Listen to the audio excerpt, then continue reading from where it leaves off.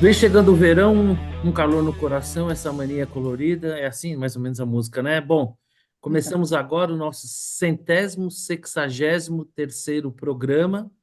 Estamos caminhando para completar 4 anos, né, de encontros, esses encontros que começaram ali na época da pandemia, na época ainda não contava com a presença da Nora e do Xará, né? O quarteto original era eu, o Vitor, o Cleveland e o Rodrigo. Cleveland e Rodrigo, por questões profissionais, acabaram ficando pelo tempo. Depois tivemos a participação da Tatiane, que mudou para os States, então está nessa fase de transição. E hoje nós estamos numa versão pocket. Quem sabe o nosso amigo Victor, que está em viagem de férias com a família, consegue escapulir lá um tempinho e entrar aqui. Mas enquanto isso, a gente vai tocando a vida aqui. Como é que foi de Ano Novo, Natal? Tudo beleza com você, Nora? Tudo tranquilo. Esse ano foi bastante tranquilo. Só, Viajou, ficou pelas bandas, ficou em casa? não. Ficamos por aqui, porque uns dias antes do Natal faleceu meu cunhado, o irmão do meu marido. Puxa vida, Então, sinto muito, mande nossos foi. pêsames para ele. Obrigada. Foi um Natal meio estranho este, né? Mas paciência, é da vida. E você, Xará, viajou aí nas festas, né? Como é que é na sua Não, família, Xará? Tem alguma comemoração do normalmente não. Natal? Como é que funciona para você Não, que são a gente judeus? comemora aqui. Ai, que legal. A minha esposa é católica, então a gente comemora Ah, assim. legal, eu não sabia disso. E aí, você viajou ou ficou em casa, Xará? Não, eu não viajo essa época. Pô, Normalmente eu fico em casa. nós somos dois pragmáticos, né, Xará? A gente dá valor pro nosso dinheiro, não é isso? Putz, o dinheiro, tempo. Sem crítica a quem gosta de viajar, Exatamente. imagine. Acho que cada um tem a sua função e utilidade, mas no É. meu Não, e caso, às vezes muitas das pessoas que viajam nessas épocas acabam fazendo por não terem alternativa de fazer em um outro momento do ano. sim. Como eu atuo no mercado financeiro, então eu busco a eficiência financeira por natureza. E como eu atuo no turismo também, eu realmente confesso a vocês que fujo dessas datas, porque os preços são mais caros, os serviços são piores, né? A chance de você se pegar em algum momento. Pode falar programa de índio ainda ou pega mal? Bom, enfim, já foi. Né? A chance de você se dar conta que você está num baita de um programa de índio, assim, é bastante alta nessas épocas, né? Então, eu costumo brincar, eu moro na região metropolitana de São Paulo, né? E agora nem tanto, porque parte da semana eu fico em São Paulo e outra parte eu fico aqui em casa, de onde eu falo agora, apesar do fundo fake aí com as fotos do escritório. Mas eu costumo dizer que eu viajo o ano inteiro, todo dia, para não ter que viajar nessas épocas, né? Então eu, assim como vocês, prudentemente passei em família, em casa. E vamos lá. Bom, estamos começando aqui 2024 e vou começar aqui com um tema mais recente aí que a gente tem falado nos últimos encontros, dando a palavra para Nora. Nora, o Milei aí anunciou um decretaço, né? A gente viu aí algumas manifestações, né?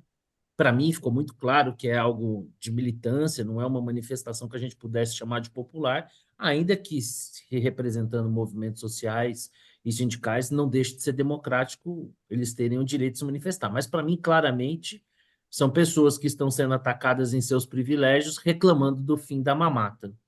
Mas parece que não é só isso, né? Parece que também o judiciário lá argentino começa a se mexer.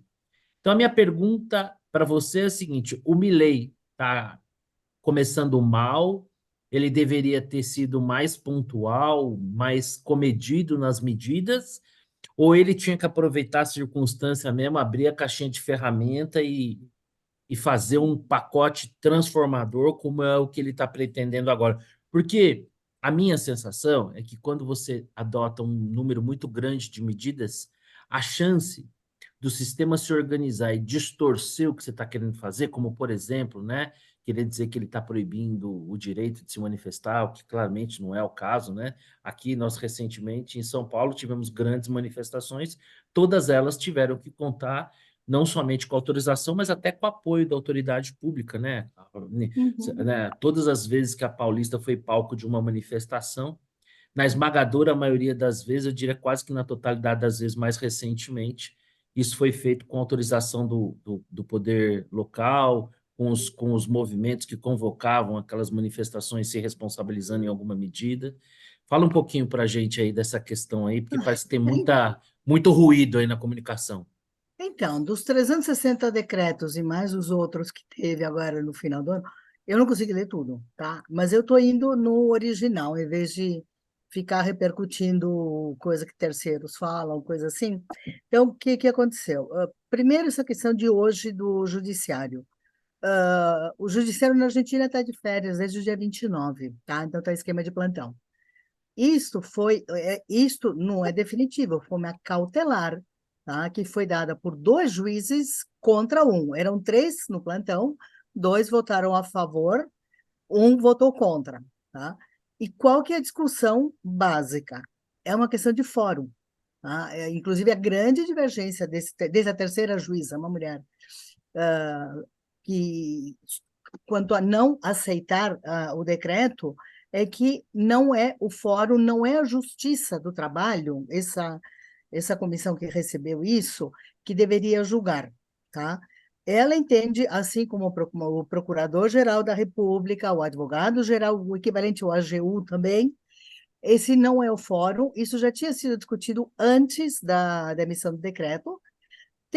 Na Argentina, é que o problema é esse, a gente tende a achar que tudo é igual num país e no outro. Não, os sistemas são diferentes, o judiciário é diferente, a legislação é diferente. Lá tem uma Câmara, agora não me lembro o Lá nome eles ainda respeitam a Constituição em alguma medida ou é Opa, que nem aqui? sim, sim. Até Ah, agora, sim, pelo já menos. é uma boa E o diferença, hein? Supremo não é ativo. Bom, também não vi o outro Supremo tão ativista quanto o daqui, né? Até hoje eu não vi em lugar nenhum. Mas, bom, tem o da Venezuela, claro, mas tudo bem. Então, voltando nessa história, essa denúncia, na verdade, obviamente, quem fez o pedido de cancelamento de todas as medidas trabalhistas foi a CGT, que é a mega central de É a trabalho lá. CUT, é a É a CUT dos CUT de argentinos. lá potencializada. Você pega a CUT, CGT daqui, soma, multiplica por 4, você chega na CGT Argentina. É mais ou menos esse nível de influência que eles têm. Tá? Então, eles entraram com esse pedido. Nesse plantão, 2 juízes deram uma cautelar pedindo para suspender. Só que, assim, agora à tarde já o governo argentino, o equivalente ao AGU, ao advogado-geral da União, já entrou com recurso, justamente alegando todas essas coisas que já tinham sido ditas. Esse não é o fórum, não são esses juízes que podem julgar isso, tá? Porque na Argentina existe essa Câmara, que eu estou te falando, agora esqueci como é que chama, Câmara, Conselho, qualquer coisa, que é quem recebe todos os questionamentos contra a União.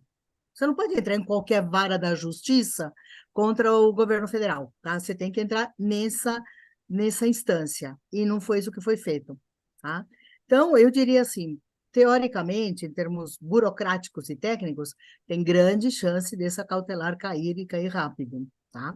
Agora, certamente o Menem já sabia, ele já sabia que ia ter um monte de questionamentos jurídicos em vários polos e tudo mais, então, isso não é surpresa. Tanto é que o AGU, Barra, Roberto Barra, esqueci, bom, qualquer coisa Barra, ah, assim, um par de horas depois, já tinha entrado lá com toda a documentação e tudo. Então, assim, já estava pronto. Foi lá, bater lá, protocolar. Ô, Então, vamos Xará, ver. por impressão minha, ou a Nora falou Menem? Eu não ouvi, não. Você falou Menem? Eu acho que Nossa, eu acho que ela deu uma viajada no O tempo, fato mas falho. o ato nossa, falha. Será que é nossa. saudade? Não, Saudade mas você sabe do. que eu falei dele Saudade da. ultimamente. Você tem saudade daquelas costeletas lá, ou Nora? Bom, se é pela questão capilar, vamos dizer assim, é uma certa semelhança, tá? E o Menem, apesar São de ser pelo menos peronista, exóticos, né? não. Os dois, o Menem também gostava muito de carros, assim como o Milei. Aliás, eu acabei de escrever sobre ele, sobre isso. Pode ter sido um ato falho, sei que eu cometi. E outra coisa, também tem uma certa semelhança, porque o Menem, apesar de ser peronista, ele foi extremamente liberal, tanto é que os peronistas raiz odeiam o Menem, porque ele que fez todas as privatizações da Argentina, a maioria, né? Então, tem gente que nem o considera peronista, embora fosse amicíssimo, que não tinha um relógio com a cara do Perón, sabe? Um combo Bom, completo. então, pelo que você está me falando, a sensação que é que o Milei segue um apoio popular, apesar das medidas serem duras, e as barreiras. Na Argentina ainda é um regime democrático, não sei se a gente pode dizer o mesmo aqui do Brasil, então ele provavelmente irá enfrentar as dificuldades de implementar grandes mudanças num cenário democrático. Xará, você, pensando em termos estratégicos, acha que esse decretaço do Milei é, é aproveitar o momento para tentar mudar o máximo de coisas, passar o trator, né? Como disse, como é que foi que o Ricardo Salles falou naquela reunião ministerial? Alguma Passa coisa Passar assim, boiada. boiada. Passa passar a boiada. boiada, ou você acha que ele deveria ficar em questões pontuais, mais relevantes e mais transformadoras? De fato, parece que ele está querendo. O problema de você atacar tudo ao mesmo tempo é que você levanta todos os inimigos ao mesmo tempo contra você, né? Esse A sempre é história o mostra que risco. isso não é muito inteligente, né? Né? Hitler, Napoleão Enfim, cometeram erros assim, né? certo. Agora, assim, eu não sei, talvez a estratégia esteja equivocada, vamos ver como é que a coisa anda, se algum desses... Você pode raciocinar de outra maneira, né? São tantas coisas que vai ser difícil derrubar tudo, talvez Exatamente. salve alguma Tipo tiro coisa de 12, né? relevante. Isso, alguma coisa vai matar, né? Você aponta na Ou direção ali e atira. isso, alguma coisa salva. Talvez seja uma boa estratégia nesse sentido, mas é difícil de dizer, acho. A minha preocupação mais é com relação à forma como está sendo implementada o, como ele está enfrentando, né, o problema da inflação.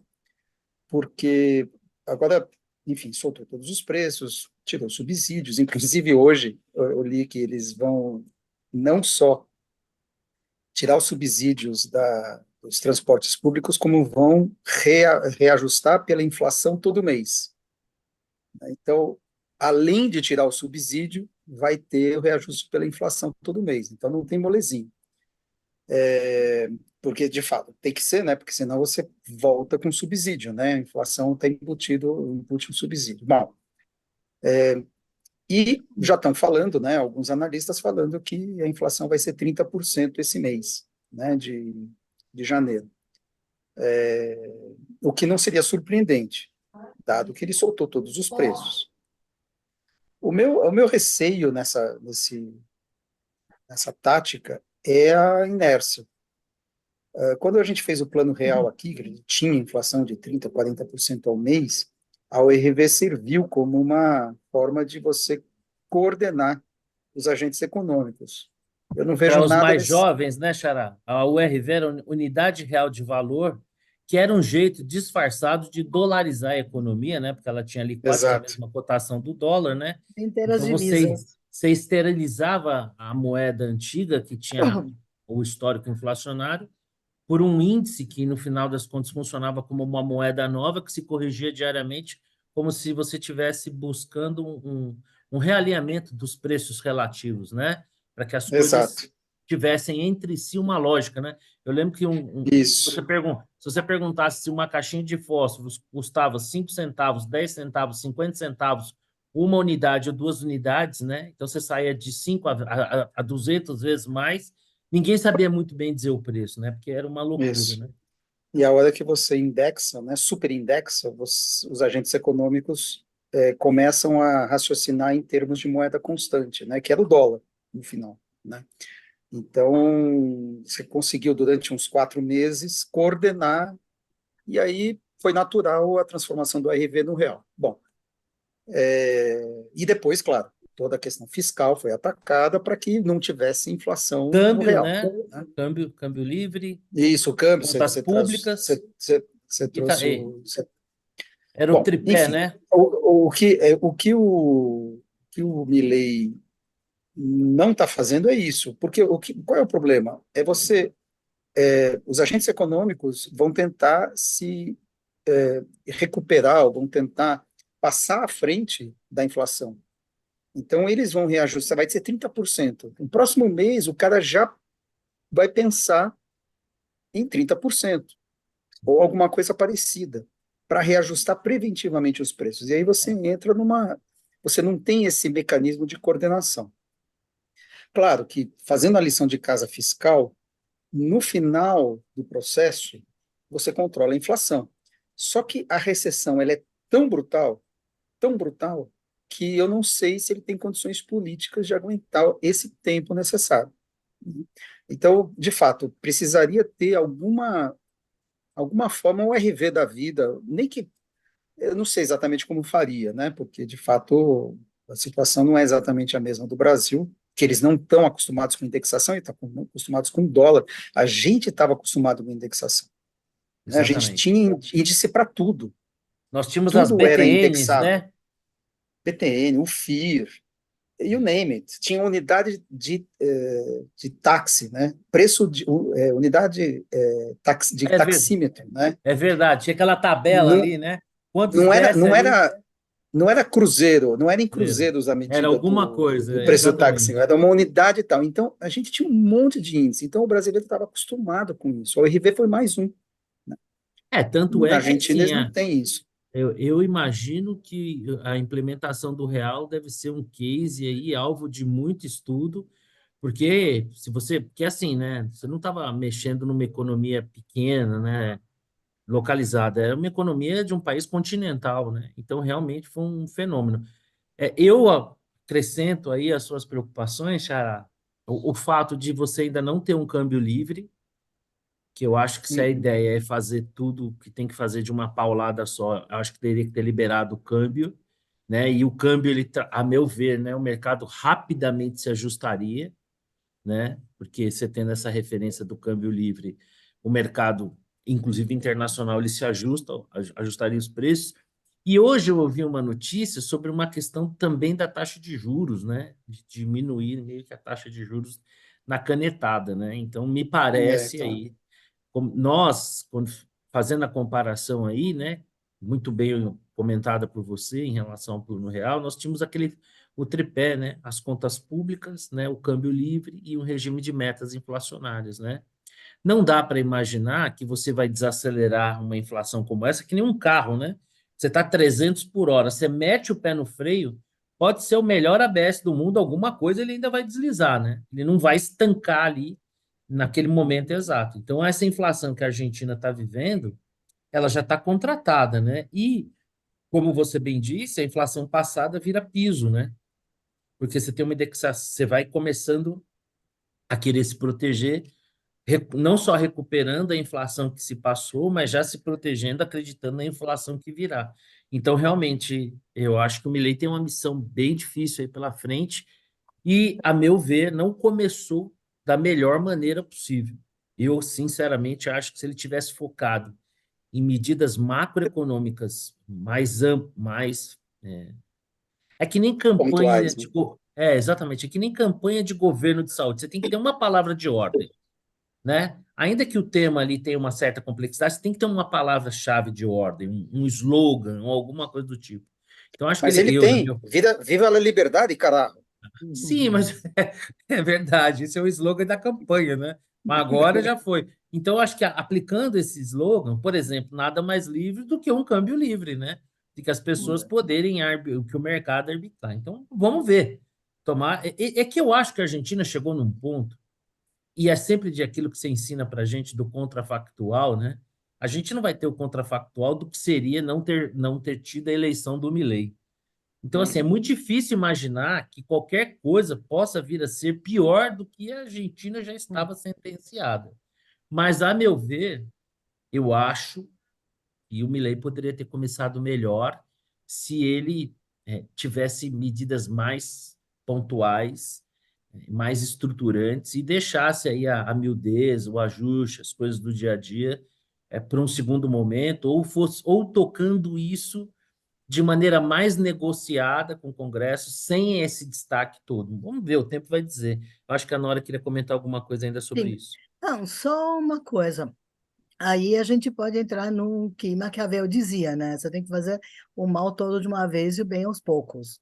Não sei se Sim, ainda pode ser. funciona, Sim. tá? É É que é uma. tanto mal, né? É tanta Então, coisa. mas, por exemplo, dos 360 decretos, eu vou até escrever depois para o Papo de Boteco isso. Eu cheguei a comentar outro dia o decreto das gôndolas, né? Você tinha uma lei Sim. que determinava como que você tem que colocar a tua mercadoria nas gôndolas. É 30% em tal lugar, tanto por cento de produto nacional, não sei o quê. Então, assim, eu acho que, inclusive, se ele já está querendo demitir tanto funcionário público e tudo, ele tem que prever que não vai ter como fiscalizar isso. Então, sabe, elimina essa lei. Outro problema que está dando, problema em alguns segmentos, claro. Livro na Argentina tinha preço tabelado da editora para a livraria. Então, dava na mesma você comprar na Ateneu, na Amazon ou na livraria da esquina, o preço era sempre o mesmo.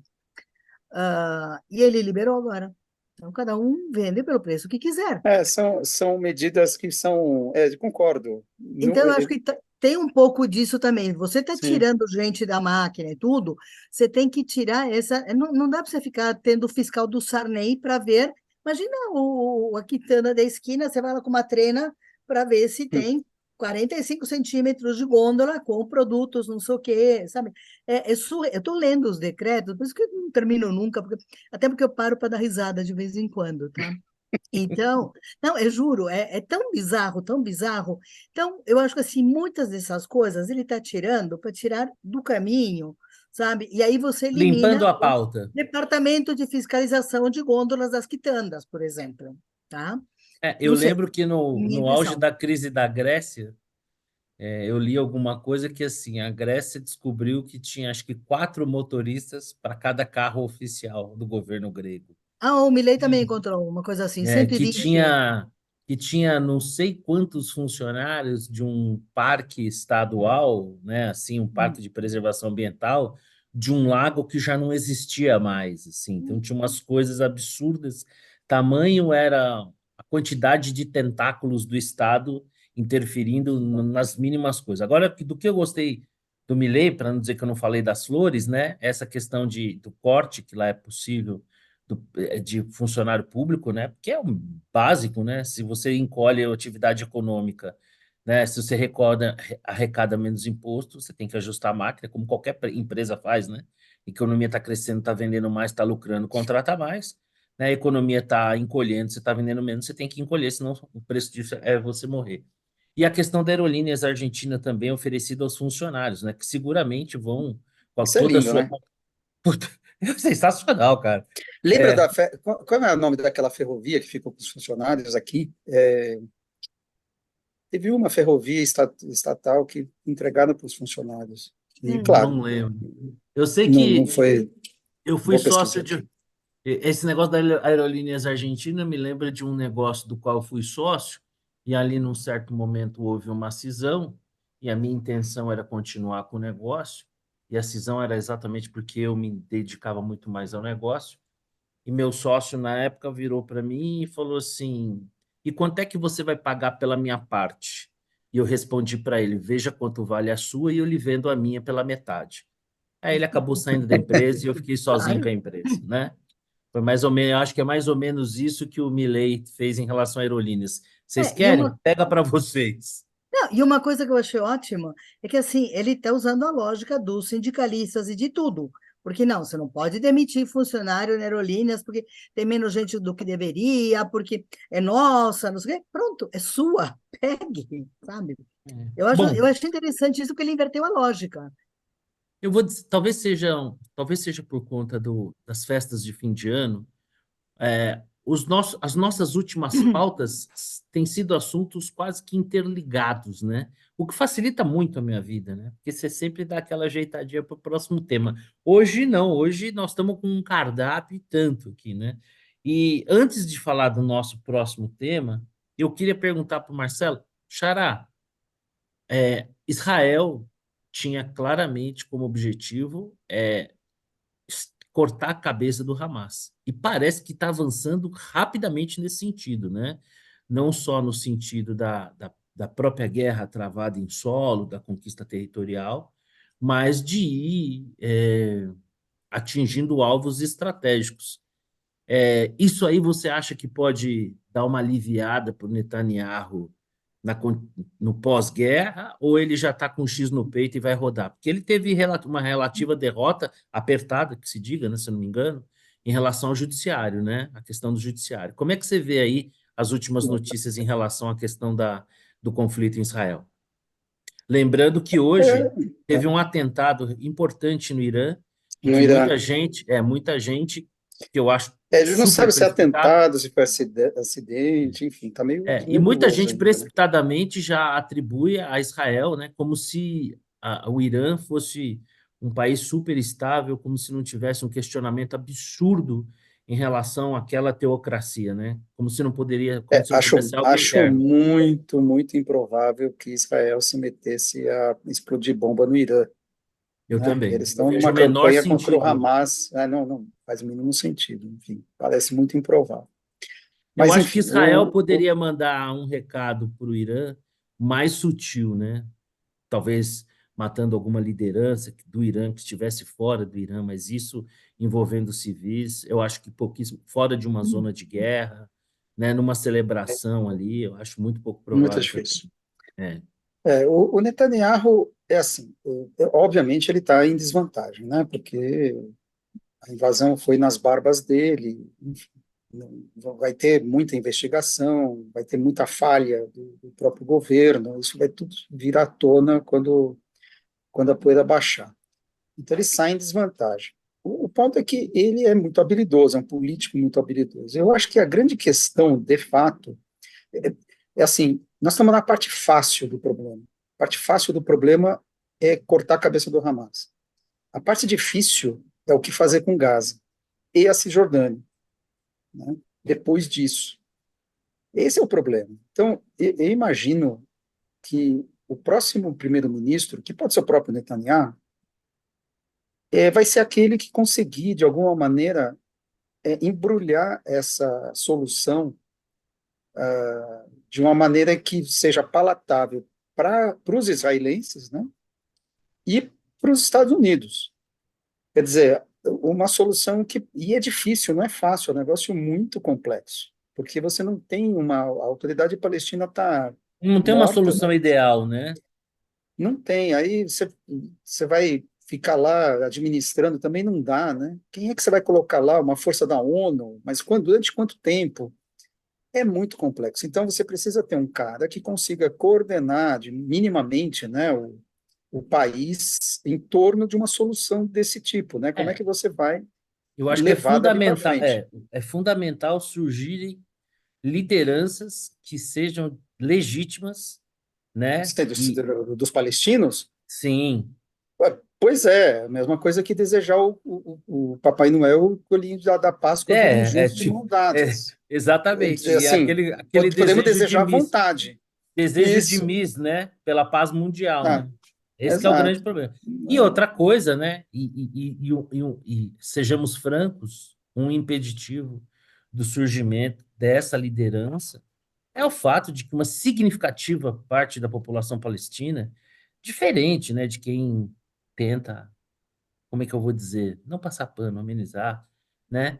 Diferente de quem tenta amenizar, uma significativa parte da população palestina apoia o Hamas. Nós não estamos falando Exato. de 10, 15%.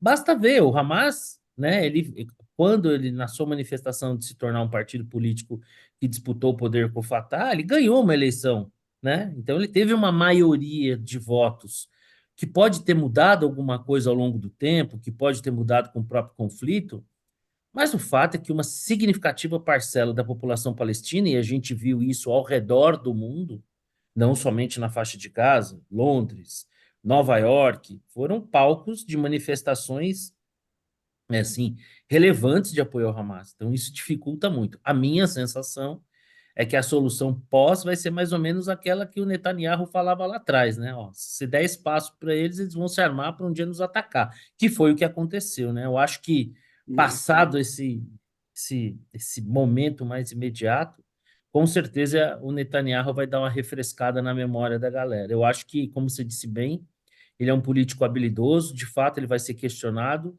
mas diferente de quem acha que ele vai cair no pós-guerra, eu não sei não, eu tenho bem minhas dúvidas. Bom, como nós estamos aí na esfera internacional, vou alterar aqui um pouquinho a ordem. O mundo assistiu chocado o depoimento das representantes das principais universidades americanas no Congresso americano, né? É, e a sua conivência, acho que é esse o nome correto, né? A movimentos antissemitas nas universidades. Causou, assim, um asco, um nojo, ah, como escolhiam as palavras. E agora, a reitora de Harvard renunciou, e o motivo oficial seria supostamente a sua paupérrima, produção acadêmica, inclusive com acusação de plágio. Xará, assim, como é que você vê? Porque eu vou falar por mim, né? Esse episódio, eu sou cristão, né? E a mim, assim, tem causado uma surpresa absurda perceber esse, e é o que eu tenho dito, né? Os mais nojentos para mim são os que se intitulam antisionistas, né? Porque é um jeito de tentar manifestar o seu antisionismo de forma palatável, porque para mim dá bem no mesmo, ainda que a gente saiba que existe uma diferença. Mas eu me senti assim surpreso com esse sentimento antissemita tão ele florescer assim diante desse episódio e perceber que as maiores as tidas como melhores universidades do mundo serem palco tão fértil para manifestações assim, com uma complacência das suas reitorias. Como é que você vê isso, Xará? Eu vou citar não sei se vocês leram um tweet longo, né, do Paul Ackman, em que é o chairman de um hedge fund famoso aí. Ele fez um post, ele é de Harvard, né? Ele fez um post no Twitter muito longo, em que ele comenta, né, isso, e ele fala que, na verdade, esse antissemitismo, ele fala, ele fica chocado, né, com o antissemitismo dos estudantes. Ele fala assim, no dia 8 de outubro, quando Israel não tinha colocado os pés em Gaza, 34, se não me lembro exatamente o número, organizações estudantis de Harvard já saíram em apoio ao Hamas. Quer dizer, você não tinha nem a desculpa de estar Criticando a protestando ação contra militar de Israel. uma ação militar, né? Então, nem essa desculpa tinha. Bom, enfim.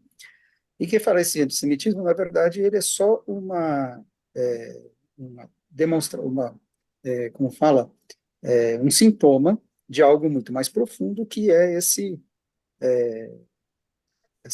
esse mindset do opressor contra o oprimido. Então, você tem os opressores no mundo e os oprimidos, e vale tudo para lutar contra a opressão. Então, os israelenses são Os identificados como opressores. brancos colonizadores, imperialistas.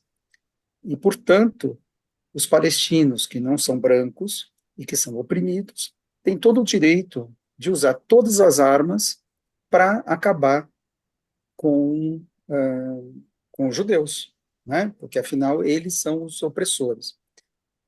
E essa é a história, né? Então,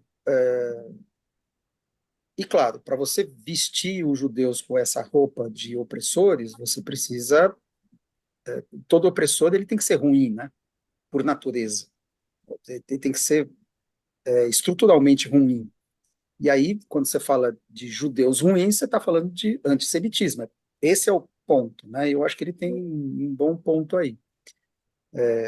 Então é isso. E aí você desce em tudo, né? Quer dizer, as políticas de raças, né? De mulheres, enfim, todas, enfim, de LGBT, todas esses segmentos oprimidos têm direito a Qualquer fazer coisa. tudo o que for necessário para acabar com a opressão, né? Então, esse é o Eis racional. eis o porquê a gente percebe, né, uma régua com muitos pesos e muitas medidas, dependendo da circunstância da vítima e do agente, Não, né? mas é isso, quando a gente fala de liberdade de expressão, né, você tem o direito de acabar com a liberdade de expressão do opressor. Então, tudo é analisado nessa ótica do opressor e do oprimido. Então, se é um opressor que está falando, você tem o direito de cortar a palavra dele. Eu vou passar a palavra aqui para Nora, mas antes eu É. queria só fazer uma ponderação de algo que me choca profundamente.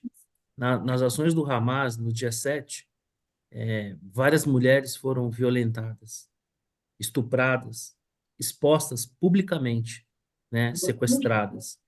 É assustador que movimentos que se intitulem de feministas não deem um único pio sobre isso, né? Mas é claro, Sobre as porque crianças que essas foram mulheres, sequestradas. então, porque essas mulheres pertencem ao povo opressor, Logo, logo Nora, merecem. Você levantou a mão aí, queria comentar Sim, alguma coisa sobre então, o tema. essa questão do discurso da opressão contra o oprimido, eu tive umas conversas meio surreais o ano passado, durante a Copa do Mundo, porque, assim, de gente que estava conversando, tudo, que estava torcendo pelo Marrocos. Ok, eu dependo do jogo, torci pelo Marrocos, porque uma das minhas melhores amigas e mais queridas é marroquina, e até aí tudo bem, eu adoro ela, então, em princípio, eu começava o jogo torcendo pelo Marrocos. Mas a conversa que eu escutava era o seguinte, não, porque eles são oprimidos. Tá, eles foram oprimidos pela França. Ok, estou de acordo. E os povos que os próprios marroquinos oprimem? Estava procurando, era um nome aqui, não me lembro, era Saharu, Saruhai. Sarracenos? E, não, sei lá, não me lembro. Tem várias, assim, mas que são, assim, absurdamente reprimidos, oprimidos, torturados, não têm direitos. Então, assim, questão de opressor e oprimido é uma questão, eu nem diria de ponto de vista, porque eu não quero banalizar o argumento a esse ponto, mas nem todo oprimido deixa de ser opressor. Então, assim, você torcer pelo Marrocos porque é um povo oprimido, vamos lá, vai, peraí. É que os outros nem conseguiram chegar na Copa do Mundo, Não, porque e, eles e oprimem essa. tanto que nem deixam jogar, nem tinha jogador dessas tribos na seleção do Marrocos. Não, e é uma chatice que mistura as coisas, né? Teve um artigo, se eu não me engano, no New York Times questionando por que que na seleção argentina não tinha negros, né? Esse eu ri muito. Eu Aí ri você muito. fala, cara, Eu já aí falei, você pensa, quando uma pessoa que é capaz de escrever uma barbaridade dessa, mostrando total desconhecimento sobre o país ao qual ela se refere, e tem espaço num veículo como o New York Times, aí você fica pensando, né? Caramba, né? era A página de vida inteira, opinião, vai. né? Mas, A vida inteira a gente foi bombardeado aí com esses veículos e assim é realmente assustador, né? eu fiz uma Coisas lista, por desse que que na tipo. seleção da Islândia não tem maoris? Olha o preconceito. Por que que É. na seleção da Islândia não tem maoris? Onde que já se Uhum. viu? Para mim é que nem essa reserva de mercado reserva de mercado de operadores de britadeira. Esses Hum. dias mesmo eu passei por um canteiro de obras, tinham três caras com britadeira, eu falei, meu Deus, olha só a que ponto chega o machismo. Cadê a mulherada? Você não tem uma única mulher aqui operando uma Nada, britadeira, né? Mas enfim, nada. É. puta mundo chato, meu, eu tenho uma dó Não, desgramada e é desse pessoal que vai incoerente, eu acho ficar que não aqui é só depois que eu chatice. morrer, viu? Não, Porque e é são chatos. incoerente. Incoerente. O que me incomodou nessa reitora de Harvard é o seguinte, ela usar a cartada do racismo e é uma questão de tempo para que saia da misoginia, tá? Eu estava só esperando. Eu acho que eu não li todos as notícias direito, mas deve surgir já já isso daí. Então, é você usar uma causa legítima, de uma maneira ilegítima e baixa, para dizer pouco. Então, Que é não o é. pior que você pode fazer contra uma causa justa, né? É o Exatamente. pior que você pode fazer contra uma causa justa é usar ela de uma forma ruim. Eu lembro de um episódio de um seriado desses que se passam assim em um hospital, né? Em que um médico, o diretor do hospital era negro e o médico era negro, mas assim como a gente chama aqui no Brasil, ele não Café era. com leite. É isso, ele era tipo um mameluco, um mulato, assim, né? E ele comete um erro médico. E aí uma junta médica avalia o erro médico dele e opta pelo seu desligamento. E aí ele vai e alega que foi vítima de racismo. E o hospital, para não se tornar alvo, né, do noticiário, de ter associado o seu nome a essa patrulha que existe hoje em dia, acaba tornando sem efeito a punição e preservando o médico. E aí o diretor do hospital fala para o cara, né? Uma conversa entre dois negros dizendo, né? Que ele tinha vergonha dele, né? Que ele ia continuar no hospital, mas que ele tinha profunda vergonha dele de ter usado, né? A questão da cor dele de um jeito tão baixo, né? Minando uma pauta, algo que é tão justo, né? Então, às vezes, a pior coisa que você pode fazer por uma causa é usá-la de forma indevida. Bom, agora que nós já falamos um pouco das desgraças do mundo, né? Ó, consegui dar uma amarrada, né? Falemos das nossas desgraças, né? Bom, primeira coisa, eu tenho visto, eu vou inverter aqui um pouquinho a ordem, porque eu acho que o último assunto ele é mais quente. Eu tenho visto, e aí é quase que um bolão, uma enquete que a gente vai fazer aqui. Eu tenho visto nas redes sociais os perfis de esquerda quase que adotarem uma ordem unida, falando que 2024 é o ano que o Bolsonaro vai ser preso. Minha pergunta para a Nora e para o Xará: o Bolsonaro, vocês acham que o Bolsonaro será preso? Não basta torná-lo inelegível, tem que enjaular o homem. Ele causa todo esse furor, esse medo mesmo. Porque agora, no final do ano, enquanto o Lula estava intocado lá numa praia deserta, o Bolsonaro estava passeando por uma praia do Nordeste, como sempre, em todo lugar que vai, arrastando multidão. E aí, Nora, o Bolsonaro vai ser preso em 2024? Então, eu acho que há uma chance, a chance assim, hipotética, tá? Não estou falando que tenha base jurídica para isso, Que tenha tá? Tô falando, fundamento. exatamente, eu falo, tem uma possibilidade sim, por quê? Eu acho. Eu acho que o Lula não quer fazer o que o Macri fez na Argentina. Quando o Macri assumiu, ele não comprou a briga com a Cristina Kirchner, não levou a público as barbaridades que ele encontrou no governo, os desmandos, tudo. Ele apostou mais num jogo político, assim, meio que um jogo do contente. E se deu muito, muito, muito mal, tá? E eu acho que o Lula não. O próprio Bolsonaro fez isso. Ele não foi atrás, assim, visceralmente, caninamente, como estão indo agora o PT e os outros partidos atrás dele. E eu acho que o Lula não vai, não quer que tenha as consequências que o Macri teve na Argentina por não ter perseguido a Cristina especificamente, ou o Bolsonaro não ter ido atrás do PT naquele momento. Eu acho que sim, que vão tentar. Eu acho que existe uma possibilidade. Se existe base jurídica para isso ou não, não sei, tá? Não vejo muito. E aí é aquela questão, não é só tornar inelegível, é banir da face da Terra. Se tiver um foguete do Elon Musk indo para Marte, vai ser nele que ele vai ser colocado. E aí, Xará, você concorda com a Nora que existe uma chance concreta do Bolsonaro ser preso, independente de haver ou não? Porque o lastro jurídico, se não tiver, a gente cria. A gente tem visto aí que no STF é uma grande funilaria ali, né? A questão da hermenêutica levada além do extremo mais inimaginável possível. O que você acha? Bolsonaro, vão dar uma cana no Bolsonaro só assim mesmo para tirar ele do jogo? Não basta a inelegibilidade? Você vê que o Bolsonaro, o que se discute na eleição aqui em São Paulo é qual candidato o Bolsonaro vai apoiar, né? Então não basta tirá-lo da eleição, Do jogo você tem político, que é. você tem que tirá-lo do jogo político. Ainda que eu tenho sérias dúvidas se ele preso não é pior do que ele solto, porque vão montar um acampamento na frente da prisão, vão falar bom dia, presidente, todo dia, e aquilo será um símbolo, tal. Claro que é melhor ele, do ponto de vista de quem vai concorrer a uma eleição, é melhor ele solto, porque, enfim, sobe no palanque, né? Tem uma presença, faz muito mais, tem muito mais influência.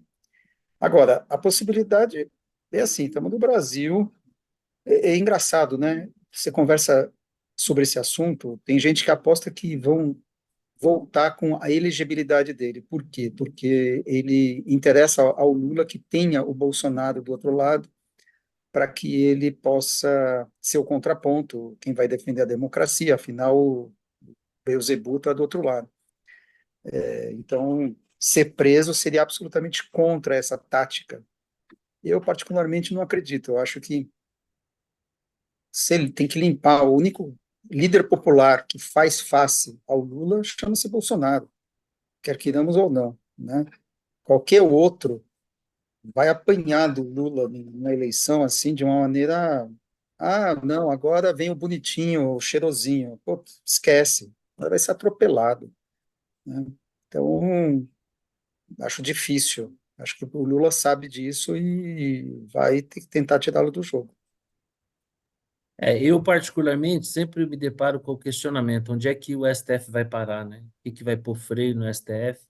Uma vez que, constitucionalmente, o freio, né, o peso e o contrapeso seria o Senado, e a gente já viu que o Senado é absolutamente inoperante, diante dos mais absurdos aí que a gente vem testemunhando. Anões morais. Anões morais, segundo palavras do Gilmar Mendes, não somos nós que estamos dizendo isso, por favor, Exatamente. né, ilustres senadores, procurem lá o STF, né, Gilmar.Mendes, deve ser @stf.gov.br, alguma coisa do tipo.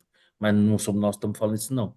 Agora, a sensação que eu tenho, posso estar muito enganado, que é aquela história, né? Talvez de mito ele passaria para Marte, né? Se colocassem ele preso, concordo com o Xará. Então, não sei Uhum. até que ponto isso não seria esticar a corda demais, né? Qual seria a manobra necessária, né? Qual seria a tese jurídica a ser sustentada para mandar o Bolsonaro preso, né? Porque, em tese, a inelegibilidade dele se baseia numa questão política, do posicionamento político dele que teria atentado contra a democracia. Diferente do caso do Lula, né, gente?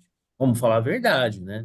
O Lula foi pego com a mão na massa em casos de corrupção, compra de deputados com mesada, venda de medidas provisórias, campanhas financiadas com recursos oriundos de offshore, abastecidas com desvio de recurso público, tudo isso, né, é exaustivamente debatido em primeira instância, ratificado em segunda instância, no STJ, ou seja, não existe dúvida sobre o mérito das condenações do Lula. O que foi feito foi um estratagema político questionando se o foro adequado era Curitiba, mas o mérito, né, assim, batom na cueca, né? Então, acho que são situações um pouco distintas. E eu concordo com o Marcelo. Tem um voto no Brasil que, diferente do que a gente pensa, né, nós somos muito ensimesmados, né? A gente está nessa bolha aqui da cidade grande, né? Tem um voto no Brasil que ele não tem essa polaridade ideológica, se é que existe de fato, né?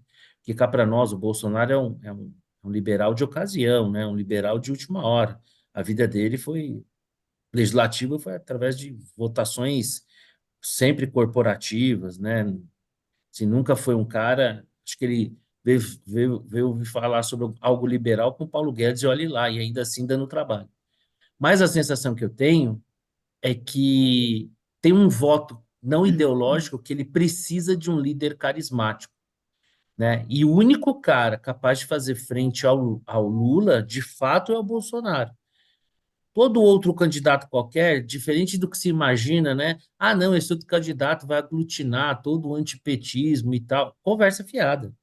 Tem eleitor do Bolsonaro, que se o Bolsonaro não estiver na eleição, é capaz de votar no Lula e não votar em outro candidato qualquer. Porque não tem essa perspectiva ideológica que a gente tem. Tem a perspectiva da força da figura pessoal, né? Então, eu acho que Bolsonaro não será preso, eu acho que seria esticar a corda demais, mas, como bem disse a Nora, o Xará, estamos no Brasil, né? Tudo pode land, né? Aqui, como traficante cheira, prostituta sente prazer, né? E ladrão vira presidente, né? Então, assim, aqui nessa terra, procurador da justiça é caçado. Então, aqui no Brasilzão pode tudo. Não tem nada que, a essa altura da vida, eu pudesse dizer, meu Deus, quem diria? Quem poderia imaginar algo assim, né? Então, acho que a gente tá nessa linha. Bom, tudo que a gente conversou até agora, a meu ver, são assuntos acessórios, porque não estão assim no seu ponto máximo de ebulição. E o assunto da semana, sem sombra de dúvida, nasce de uma tragédia, né, que é o suicídio de uma jovem que foi alvo de uma fake news. Falta o nome dela agora, mas eu vou buscar aqui durante o nosso bate-papo. Jéssica, né? Jéssica, isso mesmo. Jéssica Canedo, se eu não me engano. Isso. Bom, essa menina Jéssica era uma menina depressiva, ela foi alvo de uma fake news que foi exaustivamente compartilhada nas redes sociais e, por fim, ela acabou se suicidando, ainda que a sua mãe, antes disso, tenha feito pedidos públicos aos prantos, pedindo para que as pessoas, né, se imaginavam que eram pessoas, parassem com aquilo. O que se viu a partir dali com um documentário, depois eu vou também, os caras estão chamando o cara de coach, já começou a campanha defamatória, estão chamando o cara que fez o documentário, um documentário de uns 40 minutos, de coach de Taubaté. Mas o fato é que é o seguinte, o que se verificou é que existe uma série de perfis, todos eles vinculados a uma empresa, que é natural, existe a figura do social media. Social media seria o seguinte: eu, a Nora e o Marcelo, né, nós somos influencers, temos muitos seguidores e a gente contrata essa empresa para nos agenciar. Então, quem quiser nos contratar como influencer, ok, entre em contato com essa empresa sabe o cachê, negocia, tem todo o aparato ali. Mas o que se viu é que, na verdade, essa empresa Mind 8, ela não só controlava essa questão, mas como controlava os conteúdos.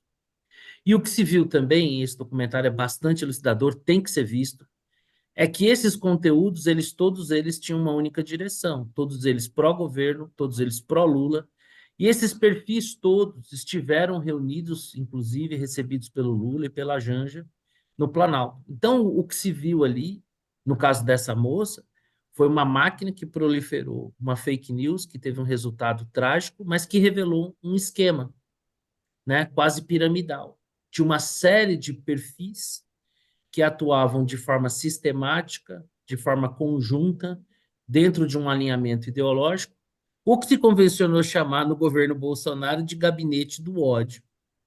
Só que você nunca teve, de forma tão concreta, tão desnudada, o que seria o gabinete do ódio do Bolsonaro, e aqui eu vou dar a minha opinião, é só uma opinião. Eu acompanho bastante o Twitter.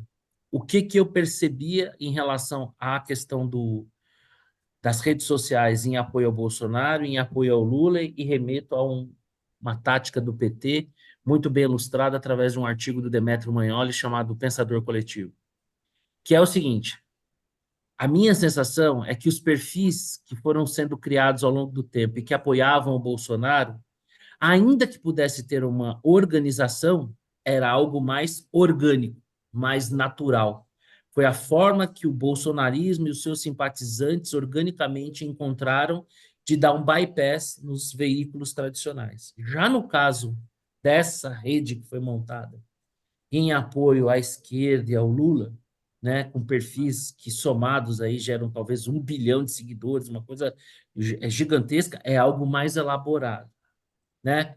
Na época da eleição, o Demetrio Magnoli tem um artigo que, se não me engano, chama, acho que o Pensador Coletivo, que era um grupo que gerava argumentos e esses argumentos eram espalhados para a militância e a militância ia bater desse tambor aí, né? Eu acho que isso está sendo reproduzido agora, mas em escala industrial, através das redes sociais. Então, acho que assim, qualquer um deve assistir esse documentário. Essa empresa também ela acaba prestando serviço para outras grandes empresas ao contratar influencers, tem que ter a presença dela, o que eu acho que vai gerar aí para muita gente aí um pouco de dor de cabeça. Mas o fato é que nós estamos diante de um esquema que em qualquer país normal poderia colocar o governo em risco. Não sei se é o caso do que vai acontecer no Brasil, desconfio que não.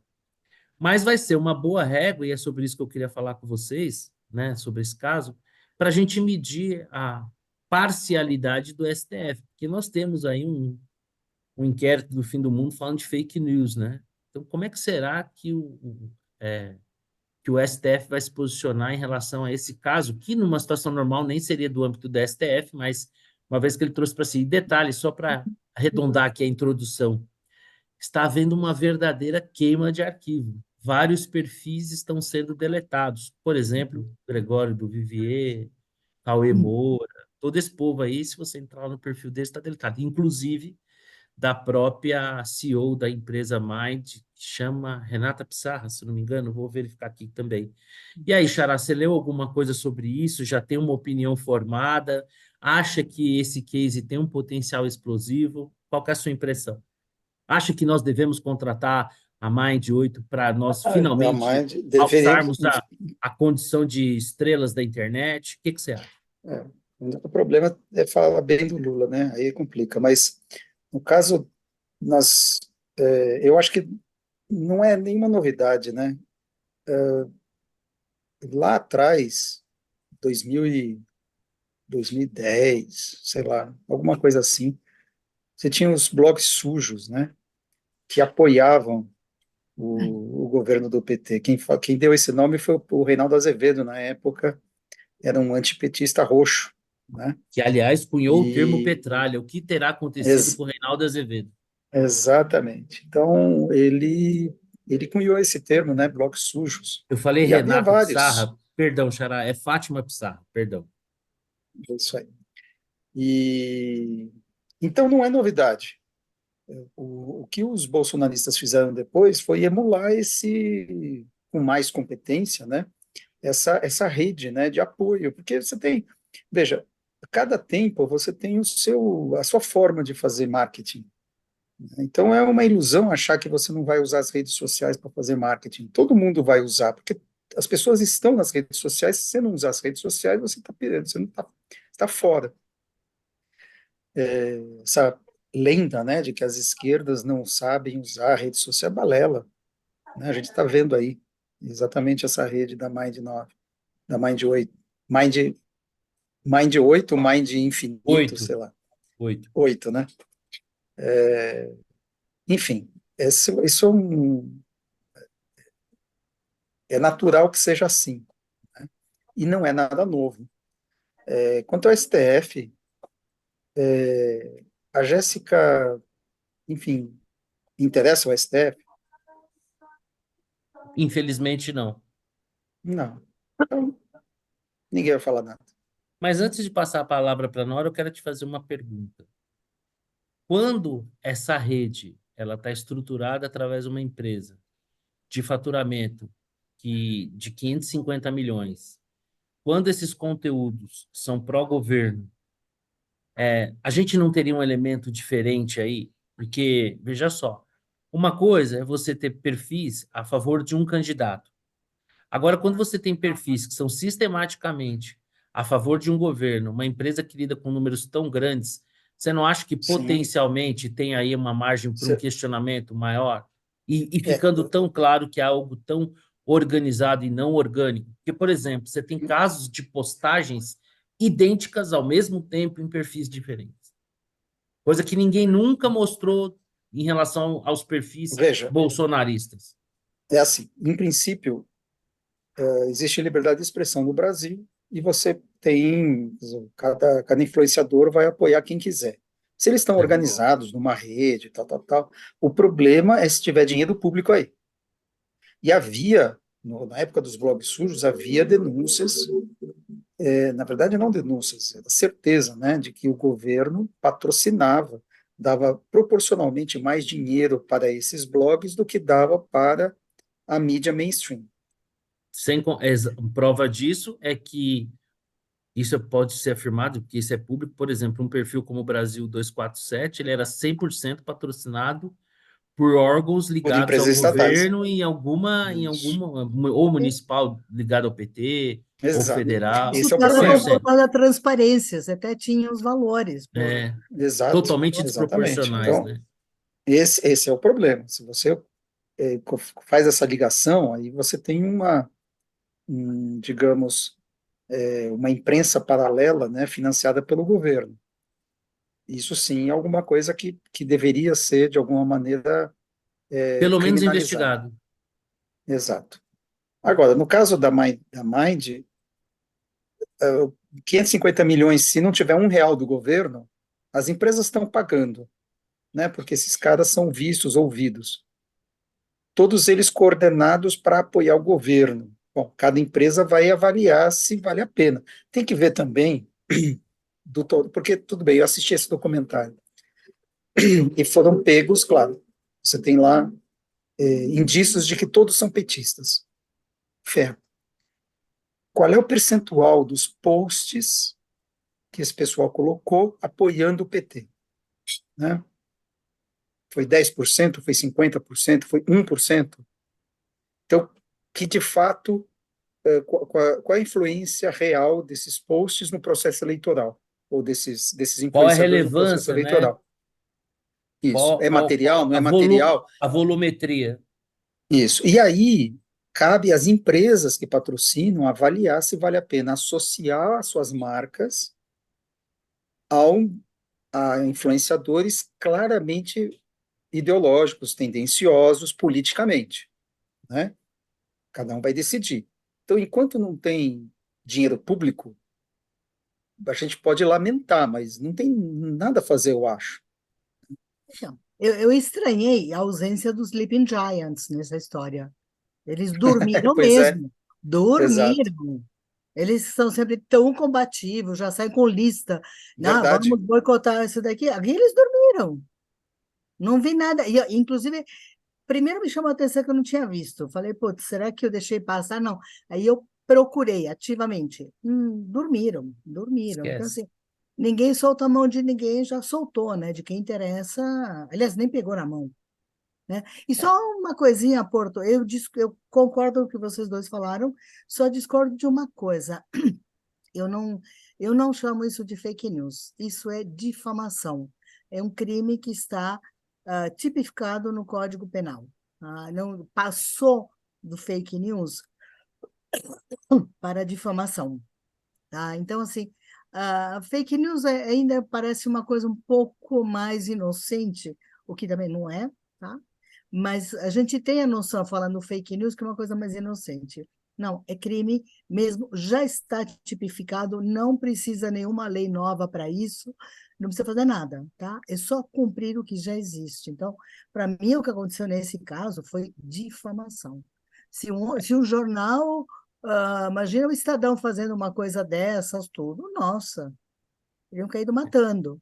Claro que o É, Estadão não faria isso, é o em primeiro com- ponto, mas segundo, é difamação isso para mim, não é fake news, não, tá? Uhum. Vamos ver como a coisa se desenrola, mas em adendo ao que o Xará falou, é assim, essa uniformidade ideológica e esse serviço prestado ao governo com notícias absolutamente tendenciosas, ainda que eu não possa alegar aqui qual seria a frequência, ou a volumetria disso aí, eu fico pensando o seguinte: a troco do que alguém que tem um perfil que tem lá 5 milhões de seguidores assume um posicionamento político nesse sentido, né, um perfil que pode ser contratado por empresas e tal, notoriamente associado a isso, os vínculos da presidente da empresa com a primeira-dama, né? Todos esses influencers terem sido recebidos. Então, a meu ver, na melhor hipótese, você tem um problema ético grave aí, né? Que é você ter uma máquina de propaganda ideológica, né? É, e isso não ser feito de forma clara, e agora sim ter sido desvendado, com postagens simultâneas, conteúdos idênticos e tudo, né? Que nem tem um vídeo aí que mostra nos Estados Unidos, né? Várias emissoras de TV, os caras dando notícia na vírgula idênticos, né? Mas ali tudo bem, é um vendor, tá vendendo a notícia.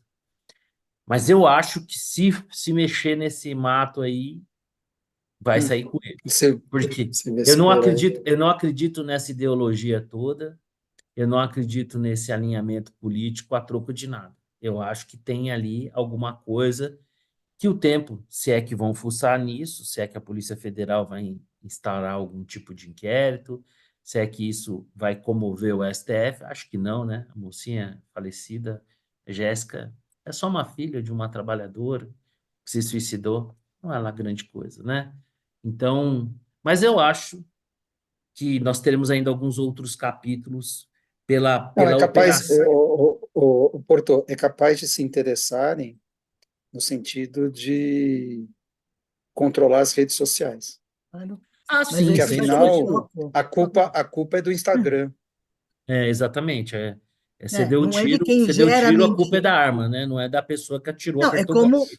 é como você culpar a rodovia pela batida entre dois carros, né? Isso, O cara pega isso. um caminhão, Mas é atropela isso. uma. O cara pega um caminhão, atropela uma multidão e a manchete vai ser caminhão atropela a multidão, como se ele Hum. tivesse vida própria, né? Vamos ver qual que vai ser o desenrolar disso. Eu acho que a gente tem uma chance. A nossa empresa está muito comprometida, infelizmente, né? Então, vamos ver como as redes sociais vão repercutir isso aí, mas eu acho que a gente tem um elemento aí para acompanhar. Bom, chegamos aqui na nossa reta final, hora do bola dentro, bola fora, dicas, enfim. E aí, Nora, qual que é a sua bola dentro, qual que é a sua bola fora? Nossa, tô ruim. Bola fora, a imprensa brasileira, principalmente, tá? Tenho acompanhado a Argentina, não tá tão ruim. A brasileira em relação às notícias da Argentina e as daqui também. Hoje, por exemplo, eu vi uma notícia fantástica. Começou a vacinação contra a dengue no município em São Paulo. Só que tem uma emissora que está estufando o peito, dizendo que o governo comprou vacina para dengue, que inclui no calendário do SUS. Aleluia, irmão. Só que vai chegar até novembro deste ano 5 milhões de doses, 5 milhões. A vacinação tem que ser anual. Gente, 5 milhões não é nem suficiente para a zona leste de São Paulo inteira. Eu fiz uma continha de padeiro, nós temos 5.500 municípios. Que mande a mesma quantidade para cada um, dá menos de 1.000 vacinas. Só Borá que vai conseguir vacinar a população dela, tá? Com essa dose. E a imprensa está se esquecendo que o ano passado o Lula vetou a compra dessa vacina. Tá? Então, nós já poderíamos ter essa vacina faz tempo, que o laboratório japonês já tinha oferecido e a Anvisa já tinha aprovado. Tá? Então, coleguinha que não sabe fazer conta e que fica aplaudindo, então, assim, nós vamos conseguir, na melhor das hipóteses, até novembro, vacinar 2,5% da população e já tem que começar de novo, porque começou agora em janeiro. Se a cada 12 meses, então, bom, bola fora, para não variar a imprensa brasileira, tá? A história do Milei é a mesma coisa, estão falando de coisas que não sabem, como eu digo sempre, acabam me fazendo defender até mesmo pessoas com as quais eu não concordo, mas a verdade para mim está acima de qualquer coisa. Bola Nossa, dentro, que fora de moda. bola dentro, não me ocorreu nenhuma, e recomendação, um filme, uma série, na verdade, porque assim, é um filme mega longo, são 3 capítulos de 2 horas cada um, chamado Carlos o Chacal, mas é uma versão francesa e é de 2014, eu acho o filme 2010, é muito interessante, conta a história do terrorista, assim, mais ou menos desde o início, e o que eu acho mais engraçado, eu adorei ouvir aqueles diálogos dos revolucionários dos anos 70. Gente, tem gente que faz o mesmo discurso hoje, em 2023. Então, assim, de repente, você ouvir os caras falando, não, eu sou um revolucionário marxista pela revolução. Gente, não, é de chorar de rir. Mas, enfim, o documentário é muito interessante e mostra que o sujeito, em vez de ser um revolucionário, era um psicopata, né, que tinha um ego gigantesco e que não era tão bom assim, aparentemente. Tá baseado numa grande pesquisa jornalística, tá? Então, acredito que seja bastante fidedigno, tá? E Vale a você, pena ver. Xará? Qual que é a sua bola dentro, sua bola fora e sua dica? A minha bola fora, falando alguma coisa da produção francesa, vai para o presidente da França, Macron, Hum, que Israel matou, né, um dos líderes do Hamas no sul do Líbano, né? Número E o 2. Macron pediu que essas ações que levam à escalada da violência sejam evitadas, especialmente no Ah, Líbano. Foi isso. fofinho. Eu, assim, eu hum, realmente entendo por que o último líder que valia as calças que vestia francês foi o Napoleão, porque realmente, assim, hum. isso é, Hitler invadiu a França, assim, não vamos, sem Ah, não violência aqui. vamos. Não vamos. A gente Sem não curte violência. violência. A gente não Não, curte não, não, violência. esse negócio, vamos tomar um champanhe aqui, sem violência. Pode ir entrando, vai entrando aí. É isso. É impressionante. Vamos evitar a Não, escalada da violência.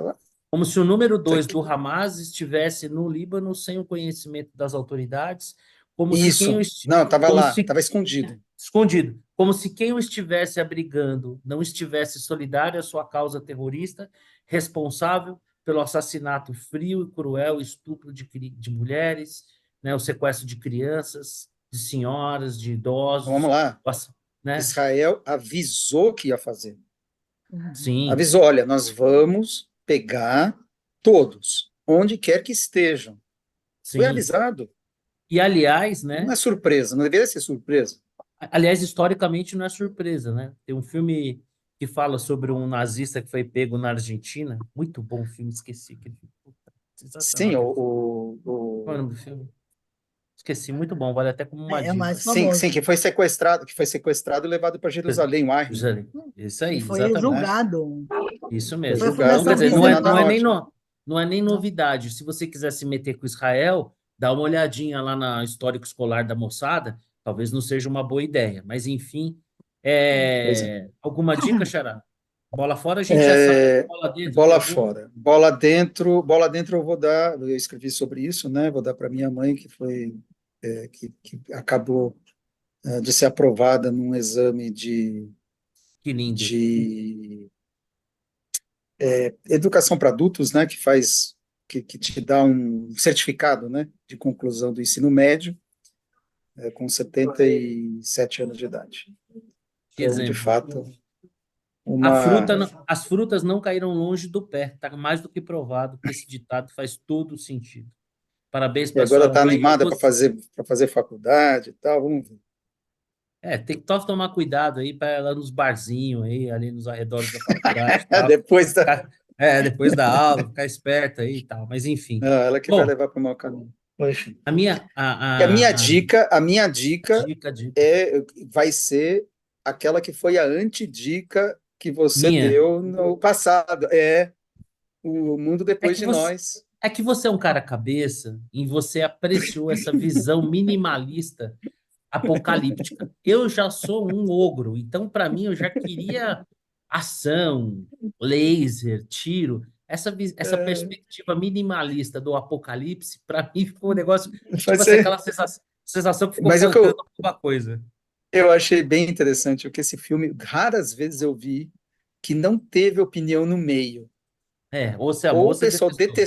detestou, ou se No meu amou. caso, Impressionante, né? é verdade. Impressionante. Mas enfim, Bom, era essa minha dica. a minha bola fora é uma bola fora preventiva, né? Nós já demos muitas bolas fora para o STF, né, por conta das suas decisões e tal. A minha bola fora para o STF agora é preventiva. E eu aqui me comprometo a retirá-la, a derrubar essa bola fora preventiva, se o STF, como vem fazendo em algumas outras situações, se manifestando de ofício, né, que não seria sua prerrogativa, fizer alguma coisa sobre esse caso da Mind 8 que culminou na morte dessa jovem, né? Então, a minha bola fora preventiva vai para o STF, que muito provavelmente não vai fazer nada. Se fizer alguma coisa, eu retiro a bola fora.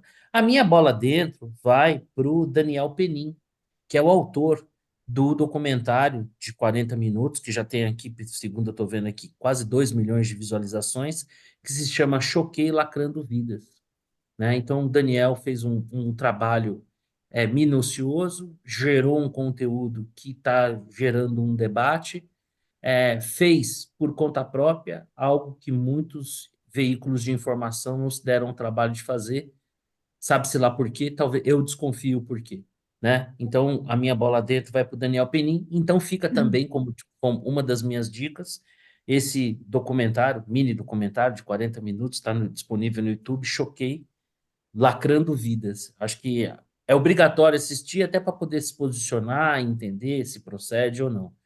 E a minha segunda dica, estou na segunda temporada assistindo com a Thelma aqui, que está ansiosa para eu terminar a gravação. Os Enviados, que chama, né, amor? É, Os Enviados, é na plataforma Prime, São dois padres de perfis muito diferentes, um mais cético e o outro mais crente, que tem como missão investigar casos que são apontados pelo Vaticano para investigação se tem um milagre ou não, e tem sempre um mistério. Quando eu comecei a assistir, eu imaginei que cada episódio seria um caso. Não foi assim. Então, a primeira temporada é dedicada toda ela a um caso, e a segunda temporada, que eu estou começando a ver aqui agora com a Donatella, dedicada a um outro caso. Eu até sugiro para os roteiristas fazer um spin-off mais para frente, de episódios tipo CSI, que cada um tem começo, meio e fim. Mas ainda assim, é uma série espanhola. A primeira temporada ela se passa entre Roma e Cidade do México, e México, uma cidadezinha no interior do México, Sanacáfio, Sanacáfio. E agora a segunda temporada se passa numa cidade litorânea, na região de Compostela, perto de Finisterre, e está bem interessante também. Tem um assassinato ali. Acho que vale a pena aí quem quiser assistir. Então é isso, meus amigos. Um feliz 2024 para nós. O Vitor não vai ser descontado na sua folha de pagamento por sua ausência hoje, mas vai receber aquela notificaçãozinha do RH, né? Ah, férias, já notificou? Se não notificou o RH, não adianta nada vir no dia falar que tá viajando. Se der, eu entro.